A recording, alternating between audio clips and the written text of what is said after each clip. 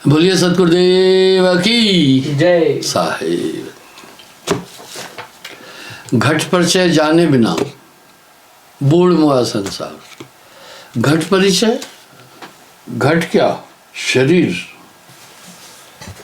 इसका मतलब है इंसान अपने शरीर का परिचय नहीं जानता है। वस्तु कहीं ढूंढे कहीं, कहमित आवे हाथ, कहे कबीर भेदी लिया पल में देत लखात। वस्तु कहीं ढूंढे कहीं, कहमित आवे हाथ। आप कहेंगे हम शरीर को जानते हैं।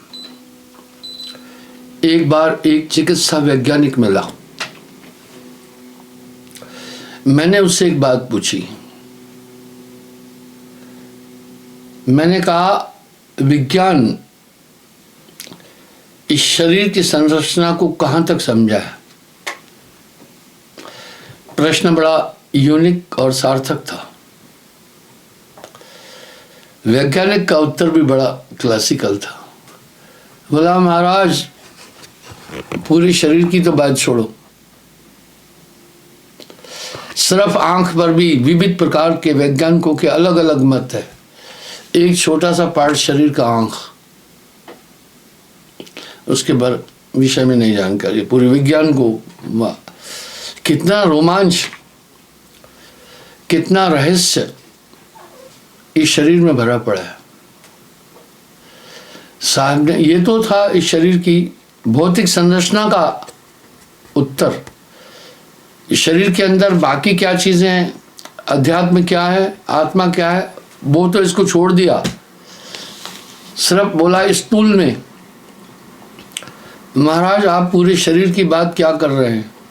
एक आंख में तक, आंख, केवल एक आंख तक सभी डॉक्टर एक मत नहीं हो पाए। कबीर काया विशाल है, कबीर काया अथाह है, कभी बिरला जाने भेद। मनुष्य इस शरीर में रहता है, इसके बारे में से कुछ जानकारी नहीं है।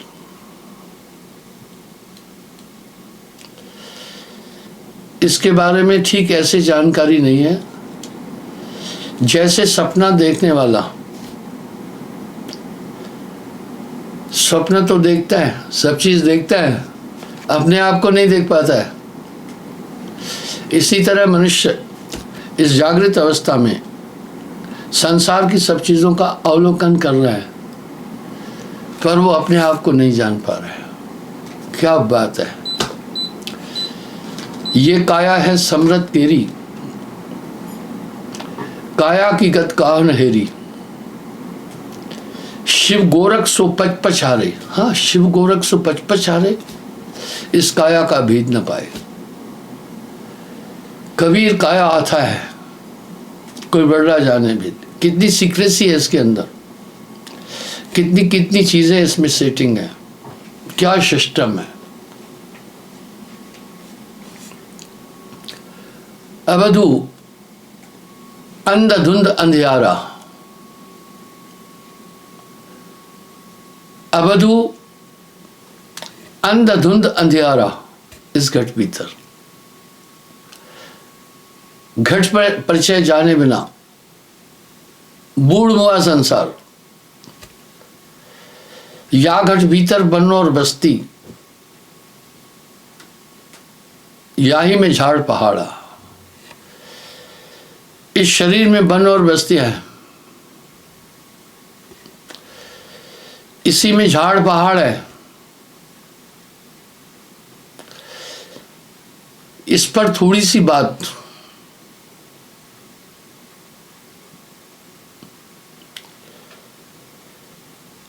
इस पर थोड़ी सी बात साहब ने बोली है, वेदों ने भी बोला है थोड़ा, साहब ने तो बहुत बोला। यह पिंडे सब्रह्मण्डे, ये जो पूरा ब्रह्मांड है पिंड में है। खेल ब्रह्मांड का पिंड में देखिया। कई जगहों पर साहब ने इसका उल्लेख किया है। खेल ब्रह्मांड का पिंड में देखिया, जगत की भ्रमणा दूर भागी।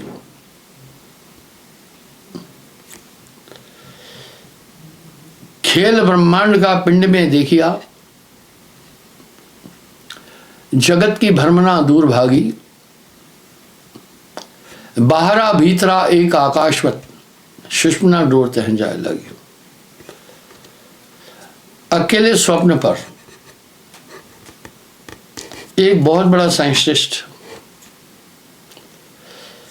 40 साल से शोध कर रहा था।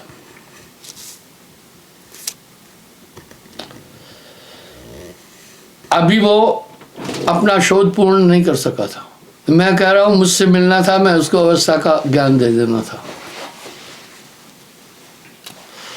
इस शरीर में बहुत अवस्थाएं बदलती है, जागृत, स्वप्न, सुसुप्ति, तुरिया, तुरियातीत। इन सब अवस्थाओं में आदमी अलग अलग शरीरों में पहुंच जाता है। तो कह रहे हैं खेल ब्रह्मांड का पिंड में देखिए ये अवस्थाएं कैसे बदलती है। आओ मैं बताता हूं। आप ही हैं जो स्वप्न देखते हैं। स्वप्न की सब चीजें नित्य लगती है, वो एक भ्रमांक अवस्था है, पर उस भ्रमांक अवस्था का बोध नींद में नहीं होता है, उस समय सब सच लगता है।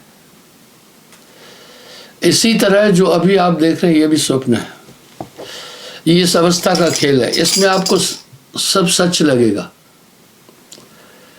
कथन सुनने के लिए दुनिया के लोग कहते हैं जग झूठा है, कोई यहाँ किसी का नहीं है,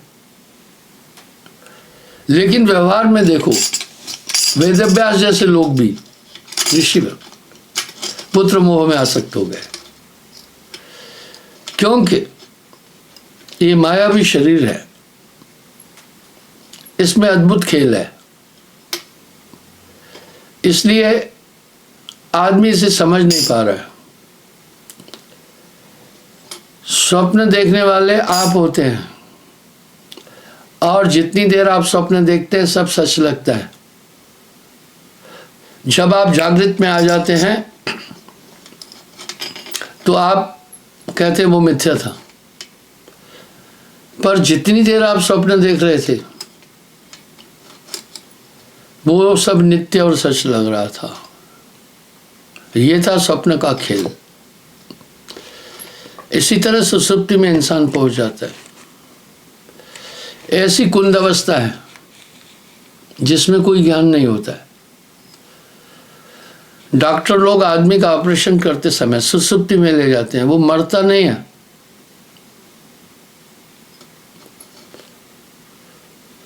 वो मरता नहीं है, जीवित होता है। क्या बात है, लेकिन उसके शरीर को काट पीट रहे हैं। एक सुई लगने से आदमी दर्द को महसूस करता है, वहां तो बड़े छुरों से पूरी बॉडी काटी गई, आभास नहीं हुआ। इसका मतलब है कुछ ऐसी कोशिकाएं जो हमें शरीर का आभास दिलाती है। आदमी इस रहस्य को समझ ही नहीं पा रहा है। साहब वाणी में जो कह रहे हैं बहुत सार्थक है। ये काया है समृत केरी, काया की गत कहा नहरी, शिव गोरख सो पछारे, इस काया का भेद न पाए। कबीर काया अथाह है, कोई बड़ा जाने भेद। आइए, इसका मतलब है उसे एक ऐसी अवस्था में लेके चले गए, डॉक्टरों ने अनुभव कर लिया, शरीर में चेतना का अनुभव कराने वाली कोशिकाएं कौन सी है, उन्हीं को एक इंजेक्शन से डेड कर दिया, सुला दिया, बस वो मृतक की तरह हो गया। इसी प्रकार अवस्था है शरीर में। तो आगे साहब कह रहे हैं, इस घट भीतर बाग बगीचे, यही में सींचन हारा। क्या सिस्टम बना हुआ है। आपको मैं स्थूल उदाहरण देता हूं। आदमी शरीर से कितना अनभिज्ञ है। मनुष्य सिर्फ ये बाहरी दुनिया देख रहा है, यहां तक कि शरीर के भीतर का रहस्य भी ये नहीं देख पा रहा है। आप सिर्फ भोजन खाते हैं, वाह, आप भोजन खाते हैं, बाकी का सिस्टम जठर खुद कर रहा है, उसमें से विटामिन्स निकाल रहा है। सिस्टम देखिए कैसा है, प्रोटीन निकल रही है, फैट्स निकल रही है, कैल्शियम निकल रहा है, आयरन अलग हो रहा है, वो सब किडनी द्वारा रिफाइन होकर आगे आता है, लंग्स में पहुंच करके रक्त के रूप में ऑक्सीजन में परिवर्तित होता है, वहां से फिर वो सीधा हृदय तक आता है, हृदय उसको फिर पूरी बॉडी में सर्कुलेट करता है। क्या बात है, इतना काम अगर आदमी को खुद करना होता तो दुनिया में बहुत आलसी मर जाना था, बहुत ज़्यादा आलसी मर जाना था, वो मर जाना था लेकिन कितनी ऑटोमेसी है, आपको, आप जिंदगी की सभी घटनाएं देख रहे हैं, फीड करते जा रहे हैं, फीड करने वाले आप हैं। उदाहरण है, अगर किसी आदमी से मनमुटाव हो गया, आपकी क्षति की या आपका अपमान किया या आपको चोट लगाई, कुछ भी, आपने उसके लिए एक भाव अपने हृदय में सेव कर लिया, थोड़े समय बाद ये आपने सेव किया, थोड़े समय बाद वो आदमी आकर के प्रायश्चित करता है, आपको अपनी गलती मानता है, आपको प्रार्थना करता है कि मुझे माफ़ करो, ये बात दिल से निकाल दो। आपने दिल में रखी और दिल से निकाली, पता नहीं है दिल में कहाँ रखी, पता नहीं है दिल से कहाँ निकाली। कई बार आप गुस्सा करके पछताए होंगे, कई बार आप झगड़ा करके पछताए होंगे, आपने फैसला किया होगा अब झगड़ा नहीं करूँगा, लेकिन फिर क्रोध आता है, आपको सब कुछ भुला लेता है और आप फिर झगड़ा कर बैठते। इसका मतलब है ये मनुष्य अपने बस में नहीं है। वाह क्या बात है साहब की, जस नर नट मरकट को दुख देई, नाना नाश नचावन ले। जैसे बाजीगर बंदर को नाना नाश नचाता है, शैतानी ताकतें इंसान को इस तरह नचाती है, जो चाहती है कराती है। ये समस्या सिर्फ आपको नहीं, साधारण आदमी को नहीं, ये तो बड़े बड़े ऋषिश्वर, बड़े बड़े पीर पैगंबर, देखिए आपको मैं उदाहरण देता हूँ। एक ही बात है, महाभारत युद्ध के समय अर्जुन ने वासुदेव कृष्ण ने एक प्रतिज्ञा की थी कि मैं युद्ध में शस्त्र नहीं उठाऊंगा। वाह,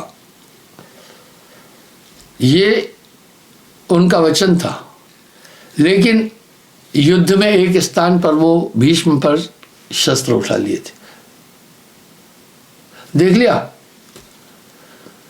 तो भीष्म पितामह ने उनको याद दिलाया कि हे यदुनंदन, आपने तो ये वचन दिया था कि मैं शस्त्र नहीं उठाऊंगा, फिर ये क्या कर। वाह, इस तरह बड़े बड़े ऋषि मुनि जिन्होंने घोर तपस्याएं की, उनकी भी ये स्थिति हुई।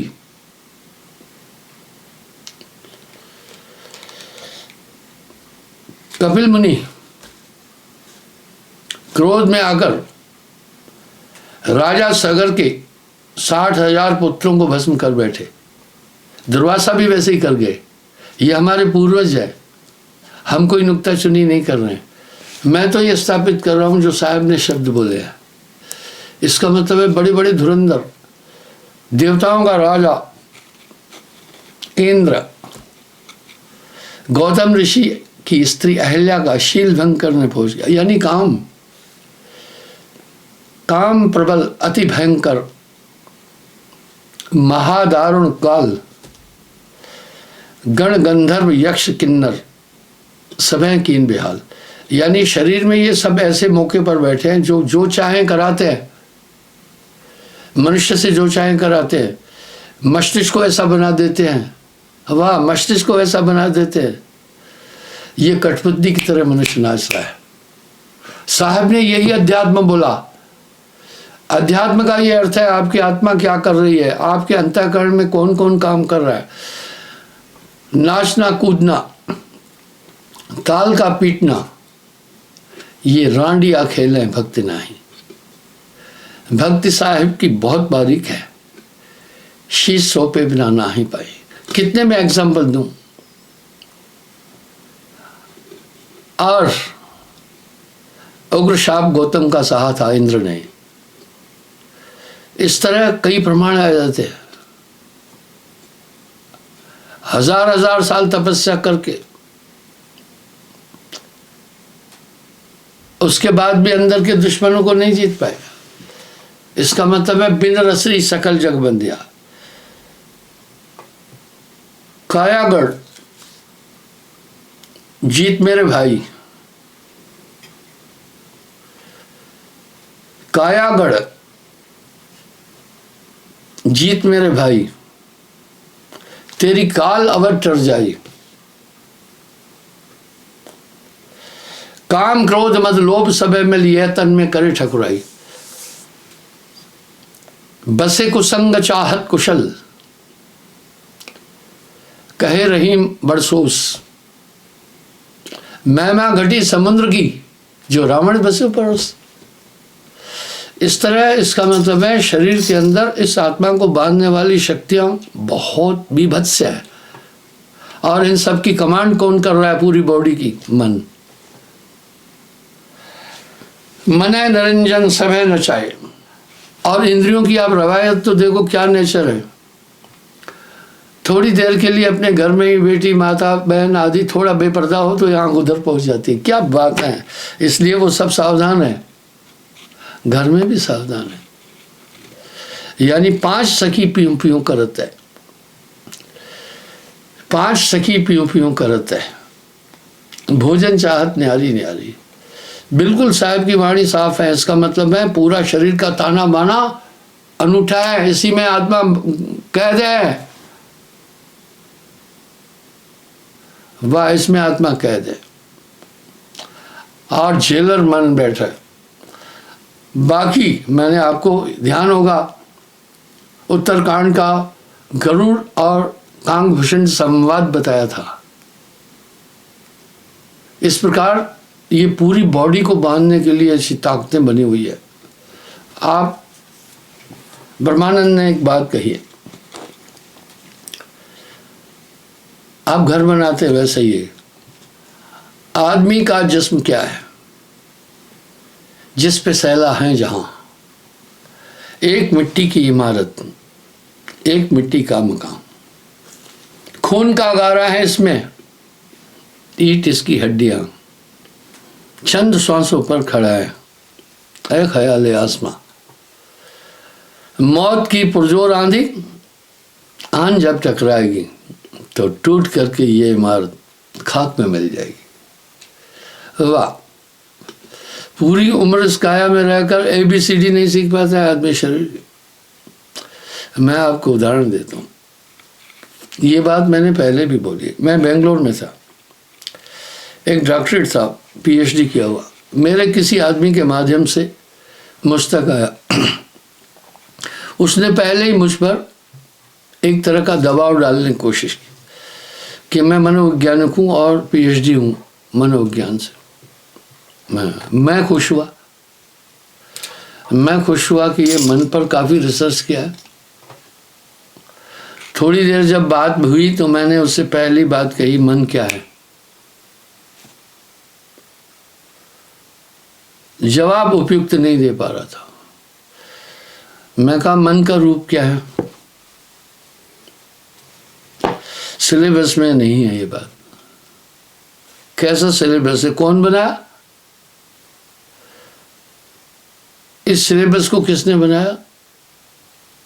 फिर मैं पूछा मन रहता कहाँ है? आखिर काया में कोई ठिकाना तो है ना। मैंने पूछा मन कहाँ रहता है? मन की वृत्ति क्या है? मन सजीव है या निर्जीव है? मैंने उससे विषय से हटकर कोई सवाल नहीं किया, क्योंकि मनोविज्ञान से, यानी मन का विज्ञान, पीएचडी, मुझे किसी बात का उत्तर नहीं दिया। जब मैंने समझाया अहंकार नहीं है मेरा,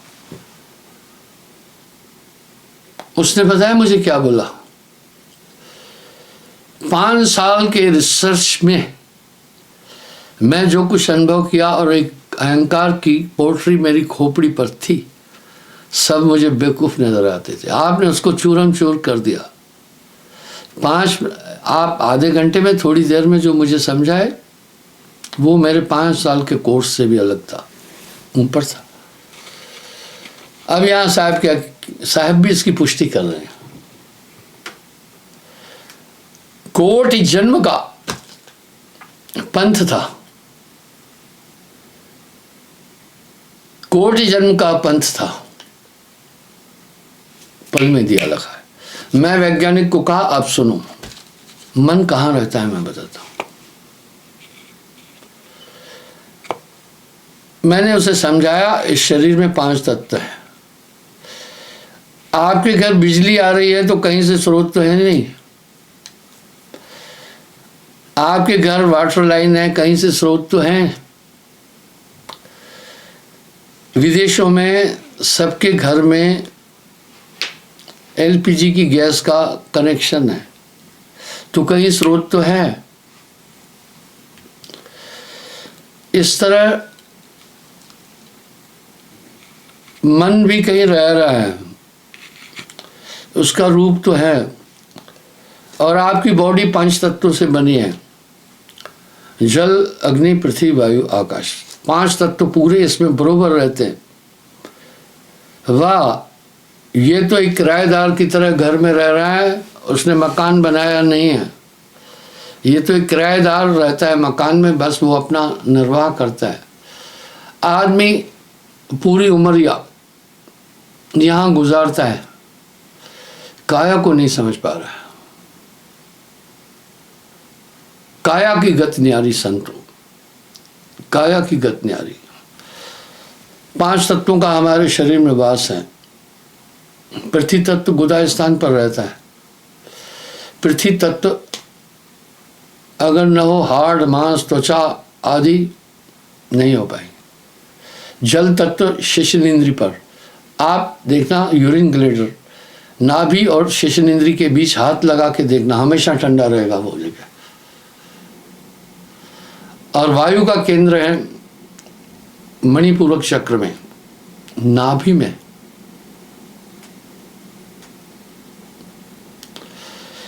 अग्नि का केंद्र है मुख में।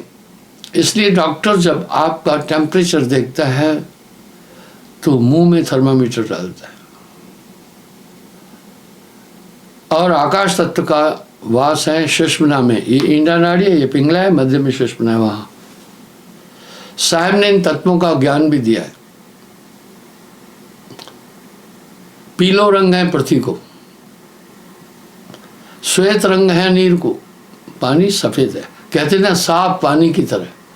वैज्ञानिक कह रहे हैं जल रंगहीन, गंधहीन, स्वादहीन है। मैं कह रहा हूं तीनों बात गलत है। रंग का, जल का रंग है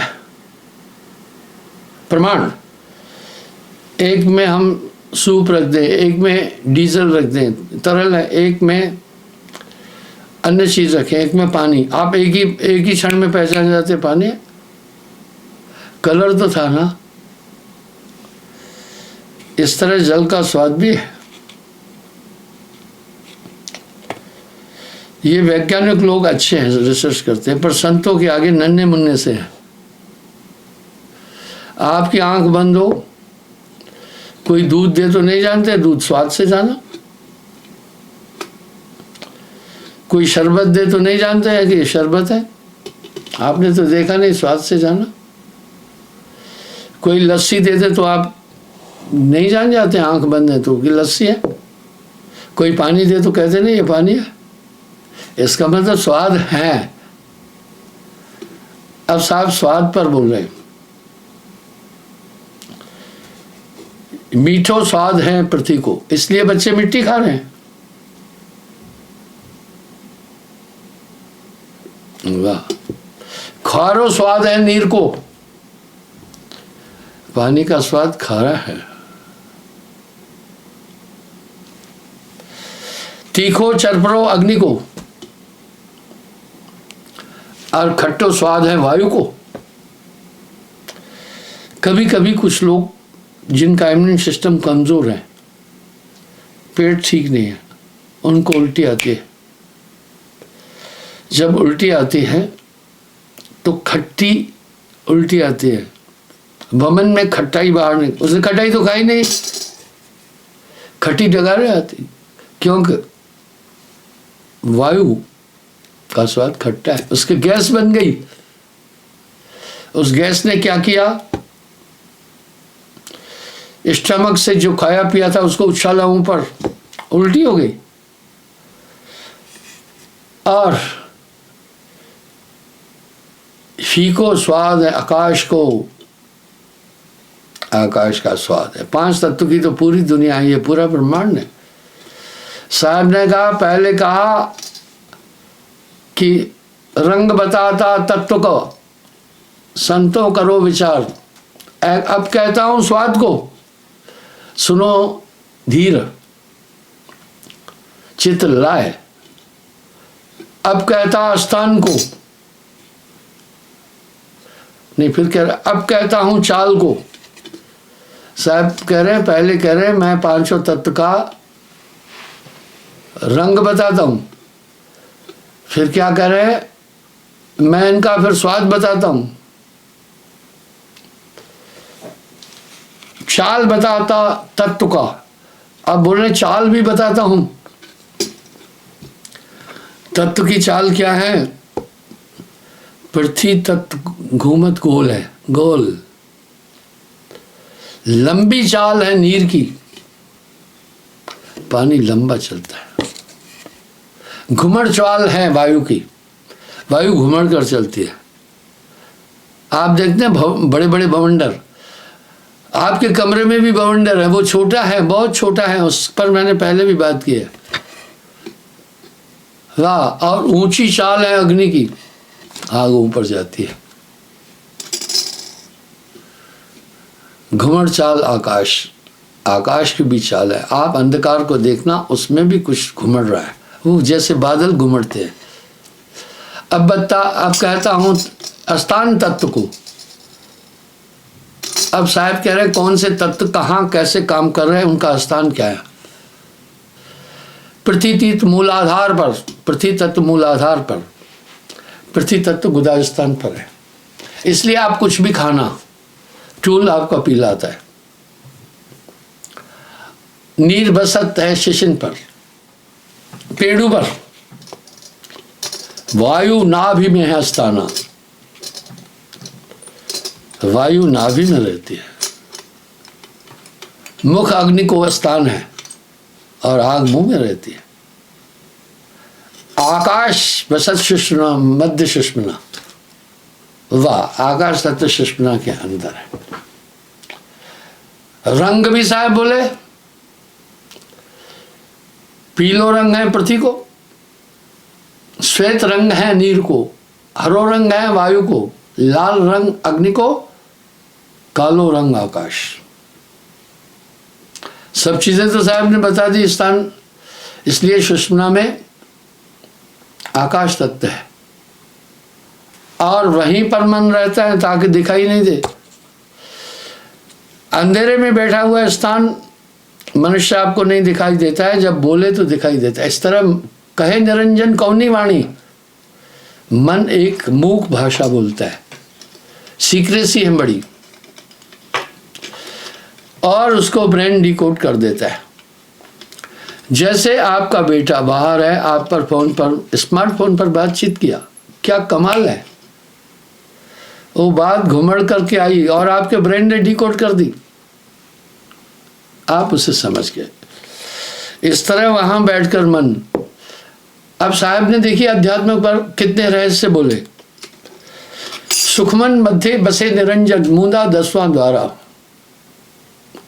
उसके ऊपर मकर तार हैं, चढ़ो संभार संभार। अब इसको कैसे नियंत्रित किया जाए? बस उनकी तरंगों को डाइवर्ट कर दो। जैसे कोई आदमी किसी के स्मार्टफोन में हैक कर देता है, उसको हैक कर देता है, वो क्या करता है, तरंगे आएगी उस तक रिसीव नहीं होगी, बीच से डाइवर्ट हो जाएगी। इस काया के अंदर बड़ी टेक्नोलॉजी है। साहब ऐसा ही नहीं कह रहे, आगे कह रहे, या गढ़ भीतर बाग बगीचे यही में सींचन आ रहा। कौतुक है, क्षमा चाहूंगा समय हो रहा है, पूरी व्याख्या देने से बड़ा टाइम लगेगा।